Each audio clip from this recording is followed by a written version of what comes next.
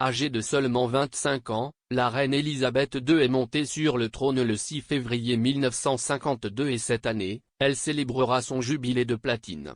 Alors que la nation célébrera le règne d'une longueur sans précédent de la reine, le jalon sera probablement incroyablement difficile pour le monarque, qui n'a pas vu son père bien-aimé depuis cette décennie.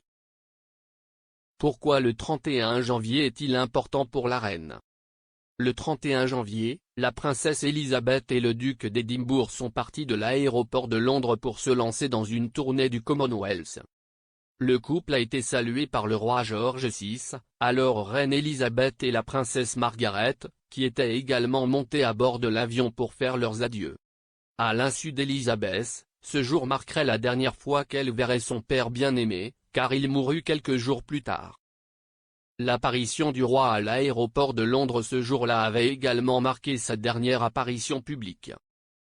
Le roi souffrait de maladie depuis un certain temps, ayant déjà subi une intervention chirurgicale pour un cancer du poumon. La princesse Elisabeth et le duc d'Édimbourg avaient été chargés d'entreprendre la tournée du Commonwealth en 1952 en raison de la santé fragile du roi.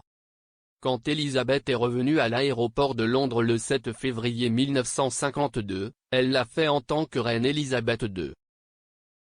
La jeune reine, elle-même âgée de seulement 25 ans, a probablement été incroyablement choquée par la mort de son père à l'âge de 56 ans.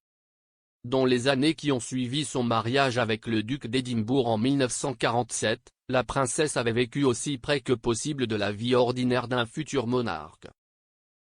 Philippe et Elisabeth avaient vécu à Malte pendant un certain temps pendant que Philippe poursuivait sa carrière navale, et le couple avait déjà accueilli 2 enfants, le prince Charles et la princesse Anne. Mais le 6 février 1952, la vie telle qu'Elisabeth et Philippe la connaissaient a changé pour de bon, et la reine Elisabeth II a commencé ce qui s'avérerait être le plus long règne de tous les monarques britanniques de l'histoire. Comment la reine a-t-elle appris la mort de son père? Le roi George VI est mort dans son sommeil à un moment donné dans la nuit du 5 au 6 février. Ainsi, le règne de la nouvelle reine a commencé alors qu'elle était à l'hôtel Tritops au Kenya lors de la première étape de sa tournée royale.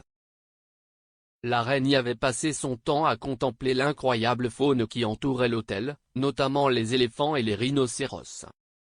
Mais la reine ne savait pas qu'elle était maintenant la monarque jusqu'à ce qu'elle visite Sagana plus tard le 6 février.